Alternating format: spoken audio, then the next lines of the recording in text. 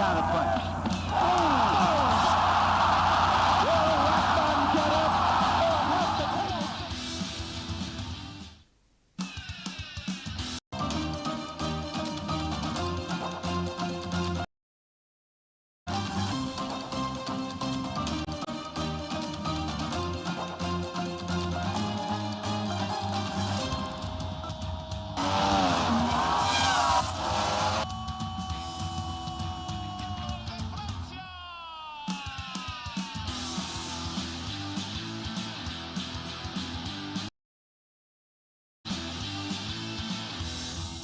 Telling him not to counter punch.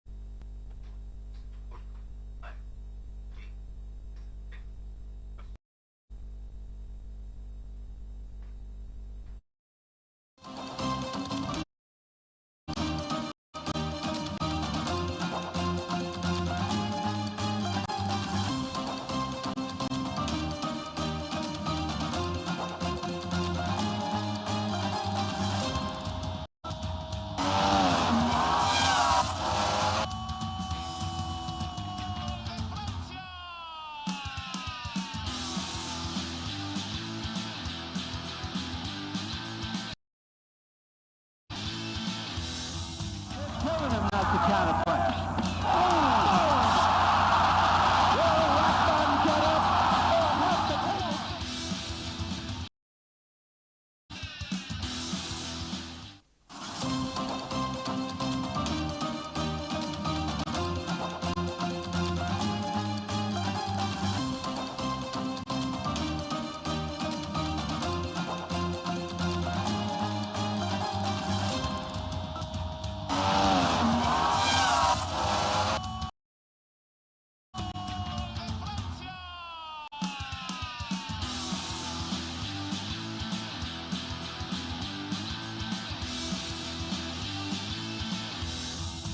Telling him not to counter punch.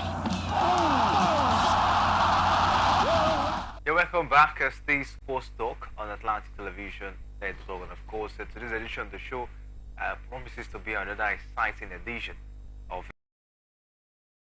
the show is the man, of course, you know so well, Okechukwu Odenko. Good morning to you, and welcome to another exciting edition of Sports Talk. Yeah, good morning, Kingsley. Good morning to all our esteemed viewers at home and those who are following us online. Let's quickly start the show with handball. Of course, we're going to take a look at that interesting encounter today between the Super Eagles of Nigeria and Lesotho. They will kickstart the World Cup qualification games today at the Gosla Private International Stadium. We'll take a look at that particular one. But let's start the show with handball this morning. United and Safety Babes continue their dominance of the Handball Premier League as they won their matches on the 2 of the face-off for the league yesterday in Lagos. Niger United defeated defenders 34-28 to maintain the lead for the male category league, while defending champion Kano Pillars still haven't won a match as they play with Correction Boys. So G Marine Academy are second on the table after a comfortable 39-26 victory over Police Machine, while Safety Shooters and a 22-18 victory over Confluence Stars.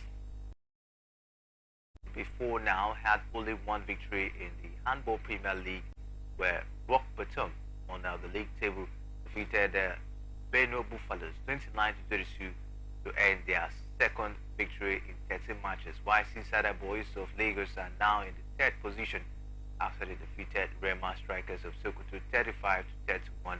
In the women consolidated their lead on the women's category league table as they comfortably won Benue Queens 32-31, while Rema Queens defeated Delta Queens 29-32.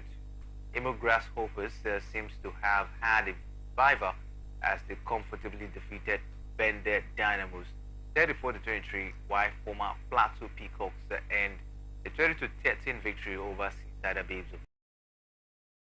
in the relegation zone after loss to Defender Babes 29-35. Aminu Mohammed of Correction Boys and goalkeeper Tohi Yusuf. Plateau Peacocks were voted MVPs of the men and women category for 2 days.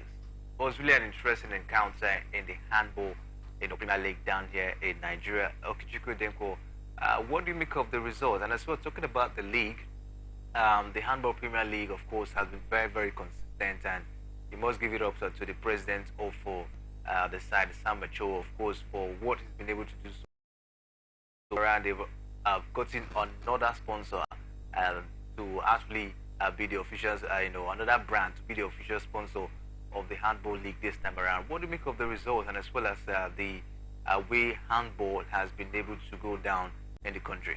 I think in every space of human endeavor, when you put people with the right passion, people with the right frame of mind, and people who knows what it is to be in a particular position of experience into it, and I strongly believe that that's what's happening to basketball in Nigeria at the moment because of the huge revival that's going on. And there's nothing as good as when you have corporate sponsors.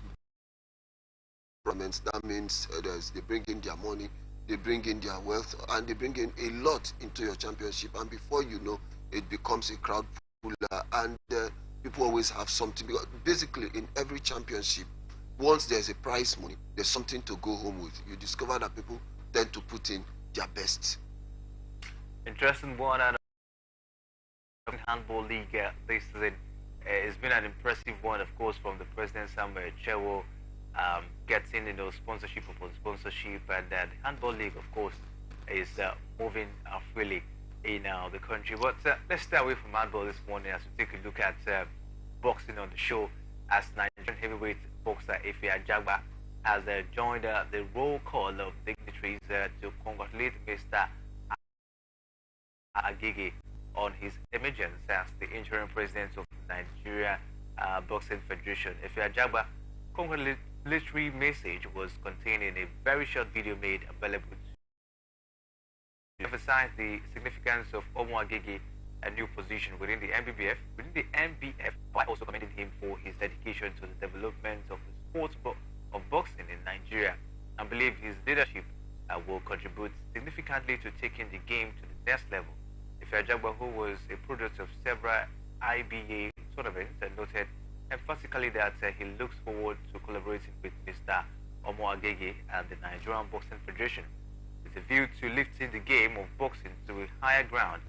Since his emergence as the Nigerian Boxing Federation interim president, Omo Agege, who is also the interim president of the African Boxing Confederation, has been receiving congratulatory messages from several other well-meaning Nigerians who feel his emergence will lead to a massive development of boxing in Nigeria. I tell you, when it comes to boxing in Nigeria, we're really seeing a very huge decline.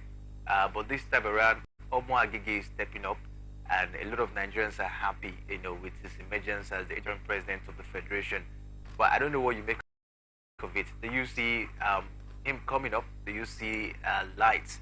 At the end of the tunnel for boxing down here in Nigeria. Well, even from the Bible, they say when the righteous rule, the people rejoice. So for him to have this kind of encomium, even coming from the likes of Ajagba, that means it's a no-mean feat. Also, given the fact that he's also the interim president of African Boxing Board of Control, that means he's bringing in a lot to the tables when it comes to the MBBF. So it's a good thing for the sports. It's a good thing for boxing itself, because boxing will develop from where it is to the next level. In the past, Nigeria used to produce world beaters when it comes to boxing.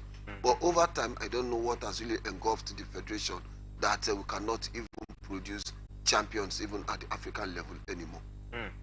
Of course, we hope that the emergence of Omar Gigi will take us to the next level down here in Nigeria when it comes to boxing. But still talking about boxing, we hear that former heavyweight world champion Anthony Joshua and Deontay Wilder will fight separate opponents on the same night as part of a start card on the 23rd of December in Riyadh, Saudi Arabia.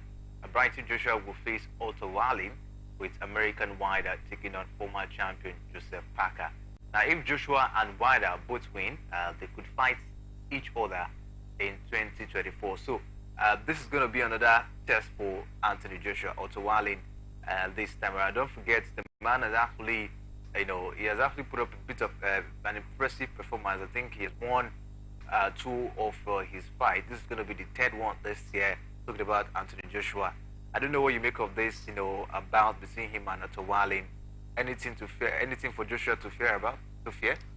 For me, it's a 50-50 situation. Why I say it's a 50-50 situation, given the fact that he's coming from the backdrop of back-to-back losses to Klitschko, to Usyk and the rest. So it shows that his morale is down. But I think the last two fights he's been able to win.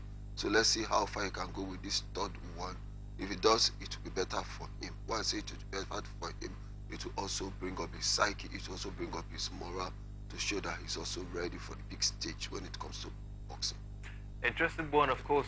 We've seen Anthony Joshua, of course, gathering momentum for that bout against Otto Wallin on the 23rd of December. This promises to be an interesting one, of course, to watch out for as it is. And the man talking about Deontay Wilder will also face Joseph Parker on that very day as well.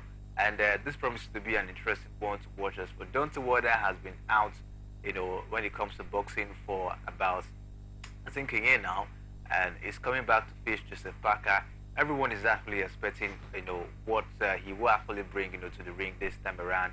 And of course, we know him to have that, very huge punching power. I don't know what you make of Deontay Wilder coming back, after staying away from boxing for almost a year now. Do you see him, of course, being that Deontay Wilder with that punch this time around against Joseph Parker? I don't think so, given the fact that he stayed away for over a year. Talking in the press conference, and they're looking forward for that bout to come to reality. I don't know if you... Deontay Wilder, at this point, it's long overdue. Why I say it's long overdue? These two boxers, they need to come up toe-to-toe against each other so we know who is better. But it's just that the fight is coming at a very wrong time. It's coming at a point when Anthony Joshua is no longer the world champion. Maybe this will also serve as a stepping stone for Deontay Wilder.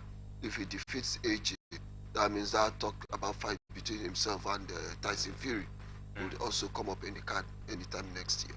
All right, let's see what comes on. Of course, talking about Tyson Fury as well, he was supposed to, of course, get into the ring with Alexander Usyk this December, but due to that heavy knock we saw Francis Ngannou in that bout, so between him and Francis Ngannou, that bout, of course, has been shifted. But we look forward to see that one coming up to fruition come 2024. But I don't know what you make of Tyson Fury. Everyone, after that bounce against Francis Ngannou, everyone see him, of course, to be, beatable. I don't know what you make of it. Buying time to see how he could escape. But there's no hiding place for him. He needs to come out to face Alexander Usyk. I don't know what he's running away from. I don't know what are his fears. But from the display against Ngannou, he's very vulnerable, and the Gypsy King is not the Gypsy King we think he is. Interesting. And on the scorecard, still on the 23rd of December, WWE Light Heavyweight Champion Dimitri Bivol will defend his title against Manchester Donde Auto. Londoner Elizero will challenge WBC Cruiserweight Champion Joe Opaka, while British heavyweights Daniel Dubois will face American Jarrell Miller.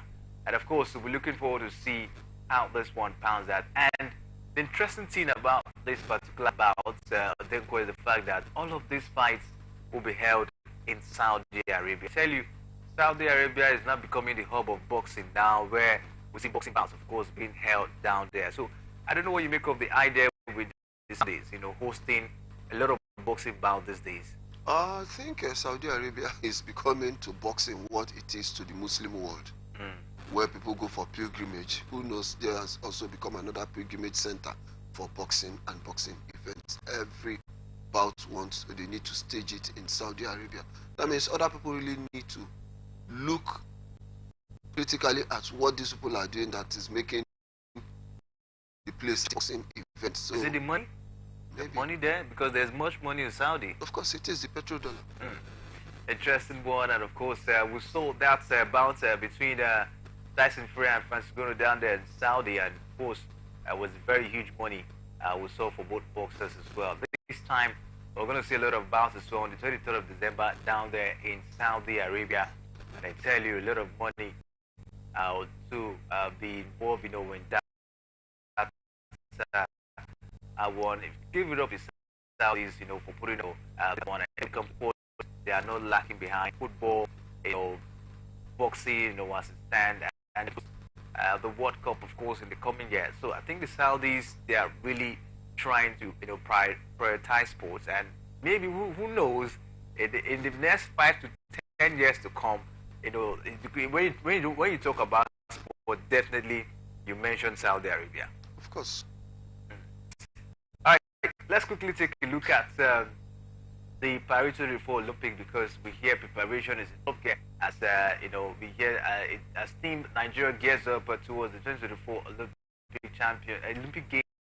Other Minister of Sports Development took a significant step towards ensuring the country's exceptional outing on the global stage as he inaugurated the Ministerial Strategic Committee at the Moshood Abiola National Stadium in Abuja in an assertive move towards meticulous planning and strategic execution.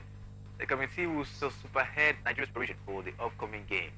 The inauguration of this committee underscores the minister's unwavering commitment to fostering excellence in sports and providing the necessary support to Nigerian athletes. Led by the permanent secretary of the ministry, Alhaji Ismail Abubakar, the committee comprises distinguished members renowned for their expertise and passion for development. And the minister stated that the strategic committee is entrusted with the crucial task of orchestrating crucial plans towards a successful Olympic Games appearance. But then, what do you make of the gesture of the sport minister towards, having a successful and an interesting outing? Well, like one of my friends put that by the time you speak too many grammar without money in your pocket is all an exercise in futility. Or what the chairman, what the minister is just saying is a matter of semantics. Without funds, is it will see the daylight of fulfillment. Then secondly, Olympics, immediately after the Olympics, that's they have a minimum of 3 years working plan. Nigeria, you don't plan for an Olympic that is coming up in the summer of 2024 by setting up a ministerial committee sometime in November. Who knows when they will be inaugurated? When will they hit the ground running? So for me, Nigeria,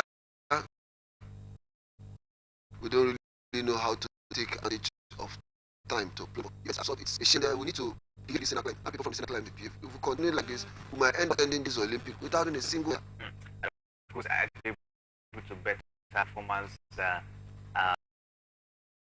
It was really an abysmal outing. I think the likes of Blessed Bro Dojo and the likes of Aduna Dokre that actually helped us to get back home something, but preparation. They are trying to see how the issue when it comes to when it has to do with our athletes, trying to make sure that the issue of doping, of course, is being cleared for athletes to go down there and perform clean. So far so good.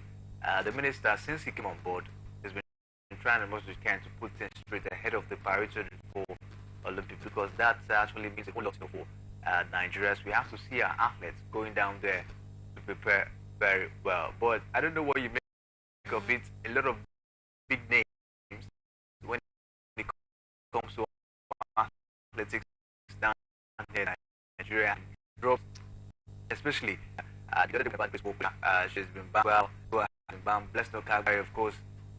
There's nothing to write about her at the moment. So many of our athletes being involved, in doping situation. I don't know what you make of it. Do you think with these names, in being involved, you think that strength, to compete at the Paris 2024 Olympics? I think the team is depleted. I say the team is depleted at this point. Most of our better hopes are already on list being suspended. And 6 months, I don't think is enough time for us to unearth those that can compete favorably for us. Let's just see how it pans out. But I'm not expecting too much from them at this point until we put our house in order. We know how to educate and inform these athletes. Because most of these banned substances might not be taken directly from them, by them, but either from supplement, from food, or from maybe some medication. So this, we need to go back to the drawing board, see how we get them, inform them this. So before you come anything, you need to realistically look at it, what it's made of, so that I don't get caught. All right, let's see how this one goes, and of course that was that. And I hope, of course, that Team Nigeria will have an impressive outing at the Paris 2024 Olympic. Let's stay away from the Olympic and take a look at tennis at the moment.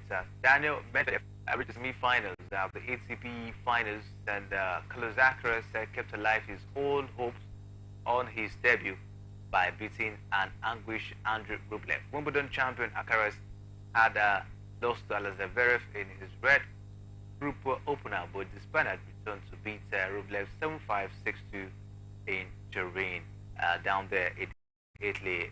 Not very consistent, just like we expect from Carlos Alcaraz. The other day, by Rublev, of course, the man still has a chance to push himself in the ATP finals. But I don't know what you make of Alcaraz, performance so far since the last Grand Slam of the year. It's been topsy-turvy. It's been something that's going to be consistent. It's not been the Carlos Alcaraz that we used to know. So I don't know if he's suffering from either fatigue, some form of injury, could also affect his overall performance. But for him to have defeated Andrei Rublev yesterday, it shows that he's back on track. Well, let's see how far he goes in this ATP tournament. A lot of person, of course, expect Alcaraz, to perform better than this, because if he's actually looking forward to challenge the likes of Novak Djokovic, that means he really have to be at the top of his game, because Djokovic, yes, yesterday we saw a surprise, Sina, a man that is actually ranked, I think, 4th or 5th in the team, in the ATP finals. It was really an intense game, which lasted for 3 hours, 9 minutes, in that particular encounter. So this shows that Djokovic, of course, is really open. Anyone can beat him. But from what we've seen from Alcaraz, with Novak Djokovic already, Djokovic will be ending the year as world #1 due to, of course, his performance at the Paris Masters. And this time around, Alcaraz is not giving up. He's not giving that performance that everyone, of course, will see. Yes, he might be contending with the likes of Novak Djokovic, at this point in time, in a very, very strong way. But at the moment, his inconsistency is not giving his fans hope in terms of challenging Djokovic. But we expect something from him, especially in this ATP finals. But Rublev hit himself so hard with his racket that he drew blood in a loss that ended his last 4 chances. Zverev 7-6, 6-4 to reach the semi-final. Take a look at Medvedev. You expect him to be one of those players that can challenge the likes of Djokovic anytime, the likes of Rafa Nadal, the big boys, but consistent. This game of tennis is one thing that it's very, very unpredictable. Why I say it's quite unpredictable? It's something that at any day you could suffer a blip, you could suffer a Is, defeat. is it that the likes of Djokovic and Nadal, we know that the two big names now because Roger Federer has retired? Is it that they are so good that these young players, will I call them young gents or young players, find it very difficult? They can't take them down at any time. You know, the game of tennis needs maximum concentration. You need to be at your best at every given time. When I say you need to be at your best at every given time, one capitulation affects the entire game for you. That's the reason why those that are at the top, like the likes of and people, they approach every game as if it's a finals. And once you have that mentality of approaching every game as if it's a final, you definitely take your opponents to the cleaner. But if you're complacent, you will see how this game goes. We're looking at the person you're playing with, not even the game. Before you know. I tell you, a whole lot of concentration is needed in the game of tennis, because when you take a look at the way Novak Djokovic and the likes of Rafa Nadal they've gone, you see, yes, they actually put up a lot of efforts to get there. But the young kid on the block talking about Carlos Alcaraz, probably made Alcaraz and the rest. A lot of expectation, because a lot of them expecting much from them, but they seem not to give up that range. And so many persons have the opinion that when Djokovic finally retires, Rafa Nadal, retires, that we might not see him in the tennis world because of this thing from the likes of Alcaraz and the rest. I don't know what you make of it, Demko. For me, I think one player that I can beat my chest, bury any unforeseen circumstances like injury, is Carlos Alcaraz. Consistent to a level. If you look at these other players, the likes of Medvedev, Rublev, they've not been consistent. They've not gotten to that #1 position. But check Alcaraz, at what age he's already taking the world of tennis by storm. So that's one player. But more consistency is needed from him. Of course, he will. All right, so in the doubles, Salibro and American Rajiv Ram, the defending champions at the prestigious season-ending event, advanced with a match to spare.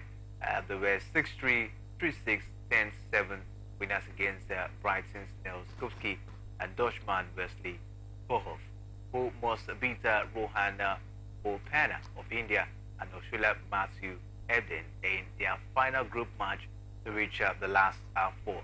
All right, let's move on as we take a look at athletics this morning. So ultra marathon runner Josia Stansky has been banned for 12 months by UK Athletics for using a car in a race. Stansky accepted a medal and trophy for finishing third in the 23 GB Ultras Manchester to Liverpool 50 miles race on the 7th of April. Tracking information later showed that she traveled by car for about 2.5 miles before continuing the race. And Stansky claimed she told officials she used a car and finished the race in a non-competitive way. But Uncle, I don't know what you make of this situation. She was supposed to complete a certain miles, actually using her legs. Of course, it was a marathon. But she actually used a car at some point, to finish on part of it. Well, if they are not satisfied. I reported that she only reported to the body that she used a car. So she said that she did this in a non-competitive way. So I don't know why they are banning her for 12 months now. It's quite unfortunate that she even reported herself without them going to court. So the case is as good as maybe they just looked at it on its merit, given the fact that she owned up. But that was not the rule of the race, because you're expected to actually do the marathon as usual. But why using a car to complete it? No, she has opened up that she did it in a non-competitive way. So she has reported herself. The show must go on. It's a very controversial one at the moment, but she has been banned, of course, for 12 months. It's not a very good one, of course, for her career. Now, racing for Great Britain in the IAU World 100 Kilometers Championship, she won individual silver in 2011 and bronze in 2014 and 2015. She also represented Team Scotland in the marathon at the Glasgow 2014 Commonwealth Games. In 2020, at the age of 44, she won a 24-hour event in Australia with a distance of 236.56, 561 kilometers, and she has set a number of records, including the Scottish 24-hour record, British 200 kilometers, and Scottish 100 miles record as well. So keep our fingers crossed and see what will be our action on this particular one. But let's take a look at some of the NBA results. We saw as of today as Washington Wizards, they lost to Dallas Mavericks 130 to 117. Atlanta Hawks, they lost to New York Knicks 116 to 114. Philadelphia 76ers, of course, this time around they lost to Boston Celtics by 117 to 107. And Toronto Raptors lost to Milwaukee Bucks by 128 to 112. Chicago Bulls lost to Orlando Magic 96 to 94. Phoenix Suns, they beat Minnesota Timberwolves 133 to 115. LA Lakers, of course, their struggle continues as they lost to Sacramento Kings 125 to 110. Odenko, it's really been a struggle for LA Lakers since the season got started. Yes, they've been struggling, and I think it's also from what happened last season where they also struggled. So the major problem with LA Lakers at this time is that their team is built around some old players. They really need to go back, get some younger players, and have a perfect blend of both young and old. You don't build your team around old players. Of course, Portland Trail Blazers, they lost to Cleveland Cavaliers 109 to 95. Of course, that's what you can bring to you about the NBA results. We'll take a short break now, and when we come back from the break, we'll dive straight to the beautiful world of football, and we start with the Nigerian Women Football League as we saw match day 1 yesterday. We'll be right back. Please stay with us.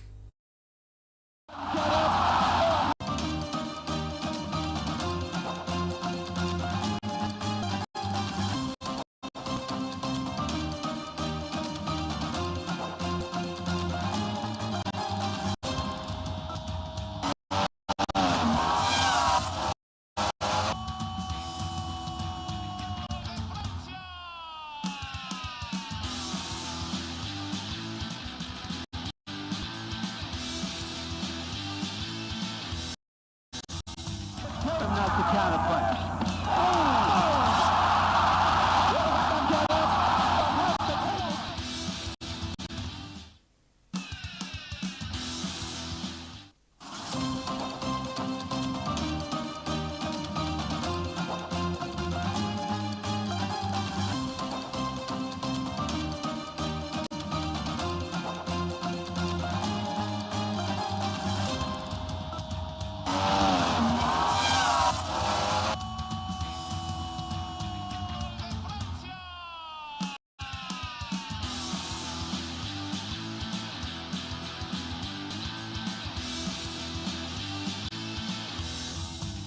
Not the counterpunch.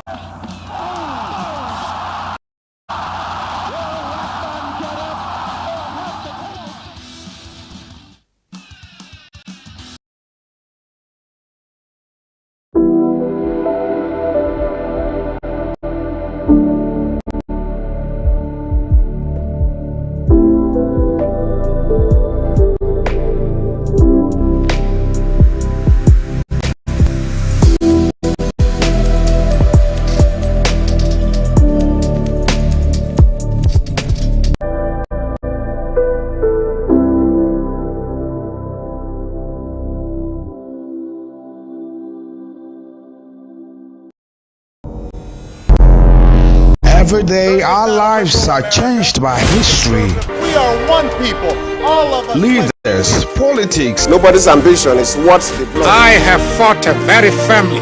Natural occurrence, war, and the world economy. I belong to everybody, and I belong to nobody. ATN covers it all on ATN Politics today.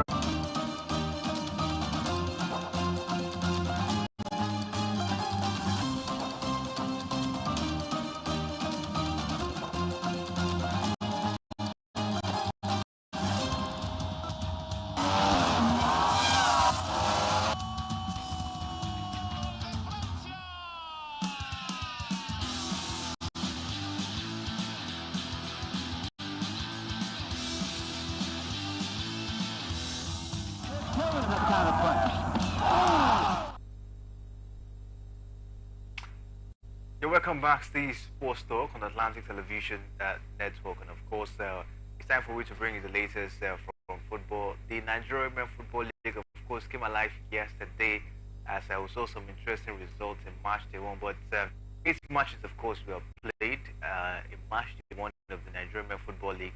32 goals, were scored, 2 score draws and 2 goalless draw, and we saw 3 home wins and 1 away win. Denko, what do you make of the statistics in the Nigerian Men Football League, talking about the Match Day 1 encounter? Out of 8 games, 2 score draws, 32 goals, 2 goalless draw, 1 away win, 1 away and win, 3 home home wins. win.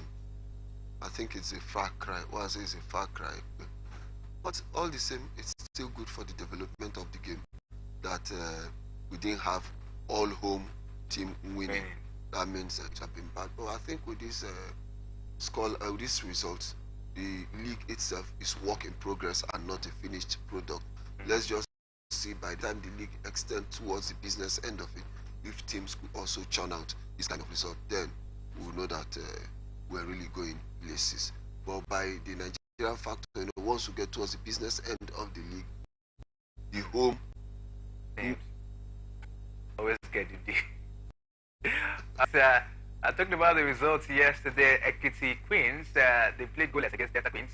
Niger Raptors, where we have the Super Falcons captain now on Omebi.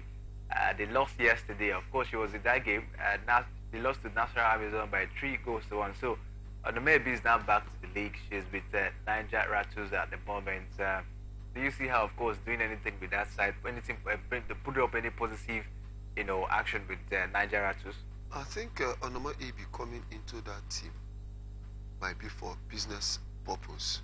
And she's been paid hugely. Of course, she's paid hugely. So that's why I said it's a business purpose. She could be a crowd puller. Then also, she can also bring in her wealth of experience into the team. And by extension, someday also work with the coaching crew. True.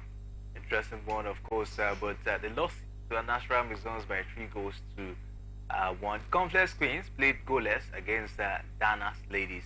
Abia Queens, of course, they beat Adamawa Queens by 3 goals to 2. Heartland Queens beat Royal Queens 4 goals to 0. Heartland Queens, they're doing well, and the main Heartland FC, as it stands. Remo Star Ladies, they drew against Rivers Angels. It ended in a 1-0 draw. Remo Stars producing, stars when it comes to football. Take a look at their, female team. They are really living up to expectation. Yeah, it's a good one, and we pray to have more of owners of Remo Stars in our Nigerian football. True. It's a good thing where you make money, you come back and invest in Nigerian football. Look at him now, even looking beyond the male side, now going into female football. And I strongly believe also he has academies, and he has investment in one of the teams in Portugal. So interesting one, of course, for Remo Stars. Sunshine's Stars, they played 1-0 draw against Bayelsa Queens. Edo Queens beat FC Robo Queens by 4 goals to 1. Let's stay away from the Nigerian Men Football League as we take a look at the Nigerian Premier Football League. Heartland Football Club of Owerri remained the only side in the 2023 and 2024 Nigerian Premier Football League season without a win, following the 2-0 draw at home against Bayelsa in rescheduled match day 8 fixture yesterday. Heartland is struggling. It is match day 8 and they are yet to record any win, both home and away. I wonder when they'll start bringing out a result, and it's not good at week 8. Nothing positive is coming from the team. I pray the owners of the team doesn't get irritated. They don't get agitated and see where they could call for a change. But this was the Heartland side we saw, I think, at the FA Cup final last time. We thought they were going to at least get, pull up that, performance down to the Nigerian Premier. Don't forget they were relegated last season. They came back, and the struggle still continues for them. Of course, it is what it is. Bayelsa United came up with 2 goals in 1 minute in the closing stages for the game to deny the Nazi Millionaires a desired win at home. I promise Iron will put Heartland ahead in the first half, and the advantage was doubled in the 75th minute by Ike Chinedu before their visitors responded through Noye Ofem and Robert Mizo in the 83rd and 48th minute. Robert Mizo looking very promising this season. I think about 7 goals so far this season. I pray he doesn't get to Europe or to jet out to one obscure league all in the name of try. But the good thing now is just that our league is running side by side with these European leagues. Yeah. So the idea of players going on trial mid-season, I think, has been reduced to the barest minimum. But at some point, they could also abscond. We saw one in Enyimba Football Club. Of course, he's in Israel. Yeah, they say he's training with a club in Israel. Training with a club in Israel. So some of these MPFL players, sometimes they just take action the way they want, and they just move on. I don't know, is it because of the way the league is being run? But apart from the way the league is being run, they sign semi-professional contracts. Some of them, their international transfer certificates is at their disposal, so they can even leave at any point. No club gives a player like 3-4 years contract and retrieves the international transfer certificate, so that once a transfer comes, the club play. But this one, they have it in their bag, so at any point in time, they can abscond and go on their own. Of course, talking about that result, it leaves both teams in the zone, in the red zone of the table, with Bayelsa United sitting 19th with 7 points, while Heartland are bottom of the table with 5 points after 8 matches. Elsewhere in Gombe, a 17-minute goal by Hilary Akawo was enough for Doma United to get a 1-goal-0 win over defending champions Enyimba at the Patami Stadium, as the Savannah Tigers move up to 4th on the table with 14 points. Enyimba finished the game with 10 players after Daniel Daga was sent off for a second bookable offense in the 85th minute, and the 9-time champion, who have 2 more games at hand, are still toiling to revive their campaign. Finished just side at 17 in the table, and they host Lobi Stars in Aba on March day 9. A very huge struggle for Enyimba, I tell you, then 17 on the log after match day 8. Yeah, 17th on the log, but I think they have 2 outstanding matches. But you know, a better sound is what. Aside from their standing matches, their performance has not been that abysmal. Yes. It's been woeful. Even these 2 outstanding matches, they are not even sure of getting the maximum 6 points. So it still leaves them within that zone. So it shows that all is not well with the team. But the owners of the team, they've invested so much in Enyimba in terms of human capital, making Kanu Wanko the GM of the team, bringing in Ifeanyi Ekweme as a director of football. So and Finidi George, the head coach. So these are people who have excelled. So I don't know what's wrong with Enyimba at this point. They really need to sit down. Of course, Finidi was actually complaining after their abysmal performance, in the African Football League. He was complaining that some of the players, they've left the side, and there was no effort, from the management in replacing this player. The players that won the league, last season, some of them, their contracts, expired and they left. And there was no, effort from the management to replace this player. Probably that's what they're suffering, at the moment. And Finidi, of course, is not really happy with the way things are going down there for Enyimba Football Club. But we hope, of course, in the coming days, they look forward to revive. But the next encounter against Lobi Stars, are very much informed. They are top of the log, at the moment.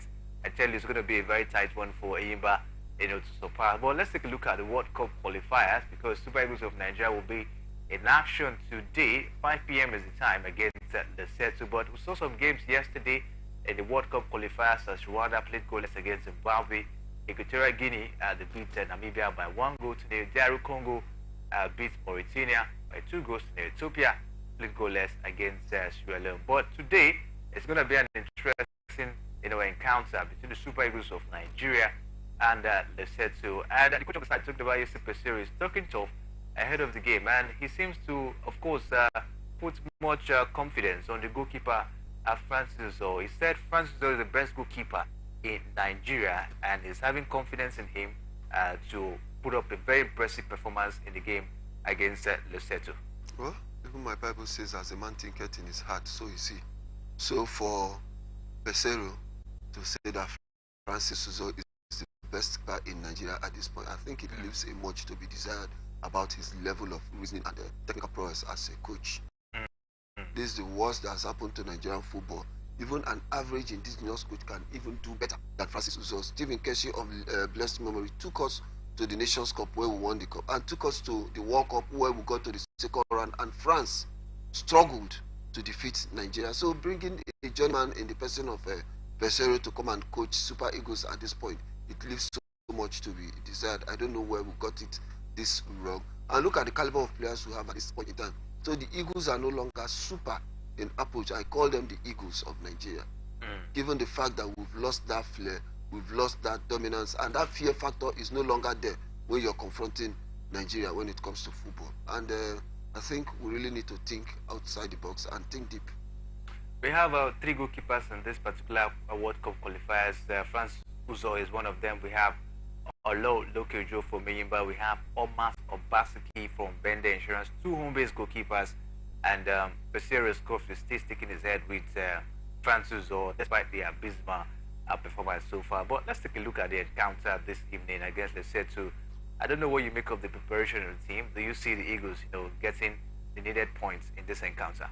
Well, for me, from the rational point of view, and given the fact the quality of opposition, we will definitely have our way. Interesting one. And talk about the price for the ticket. We hear regular, of course, will pay the sum of 1,000, and then I think VIP will pay 2,000, and then the VVIP of 5,000 naira for this one. Do you see this, being affordable for especially the fans down there, to Nigerians? Very few people. The rest assured I'm going to have an empty stand today. But the last time, the governor of the state, of course, actually bought the tickets, for the fans. But I don't think the governor will put up such gesture, today. Once again, if you take a look at it, the economy is not that friendly. So many persons might probably want to drag their feet in paying this amount of money. But look forward to it. Super Eagles of Nigeria against Lesotho, 5 p.m. is the time.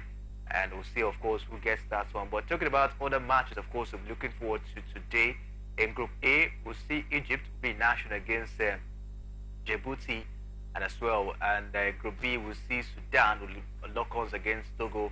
And in Group D, we'll see Cape Verde against Angola. And Group F, we'll see Burundi against Gambia.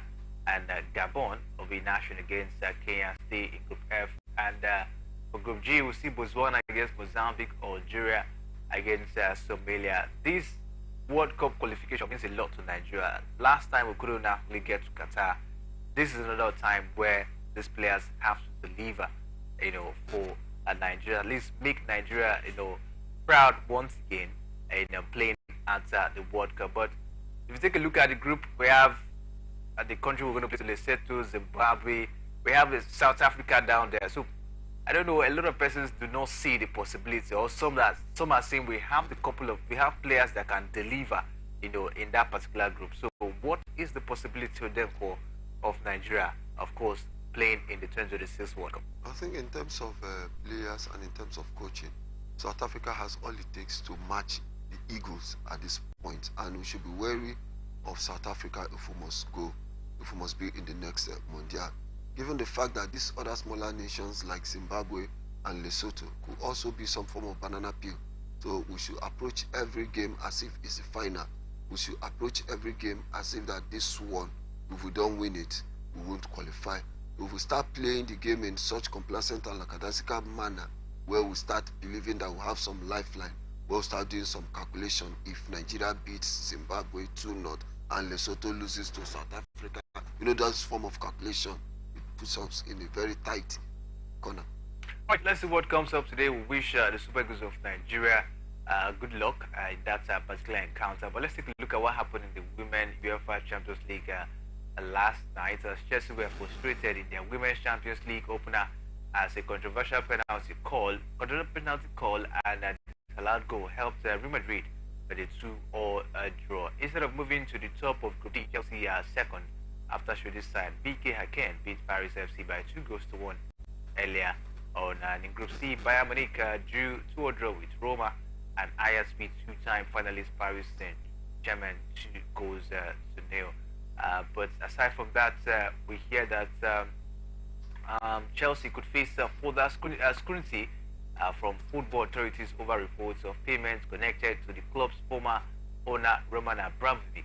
League 5 shows the Russian billionaire used offshore companies to make transactions worth tens of millions of pounds to agents and associates which appear to have been for the club's benefit and could have breached financial rules if they were not officially declared. The revelations are likely to intensify questions over how Abramovich, who owned Chelsea for 19 years until he was sanctioned by the British government in 2022, funded a period of unprecedented success. But the Football Association and the Premier League are already investigating potential financial rule breaches by the club.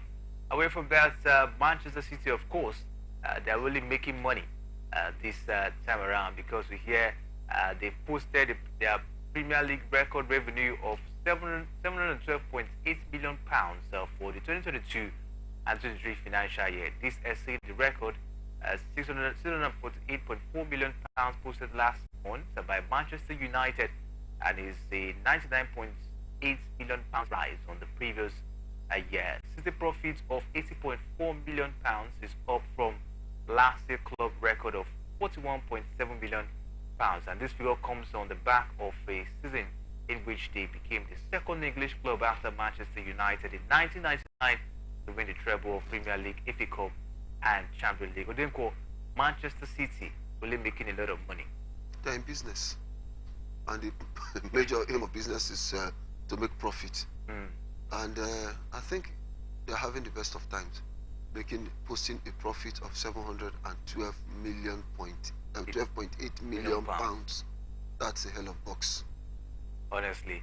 And I think Pep, of course, the man of the moment, and no doubt, of course, you can see they are the best in the Premier League at the moment. European champions, of course. And we're waiting for them in December for the World Club Championship. I think they'll start it up from the semi-finals. Yeah. And, let's see how it goes for Manchester City. I tell you, they are the team of the moment, making money, getting the result on the pitch, really going rosy for Manchester City. Calling to wrap up this point on the show. We'll be right back. We'll be back by 6 p.m. on Sport Extraordinary to bring you the latest revolving around the world. It's been a special time with you this morning. Thanks very much for joining us. Always a pleasure. Don't forget, peace and unity was the pathways to progress. My name is Kinsley Manuel. Thanks for watching.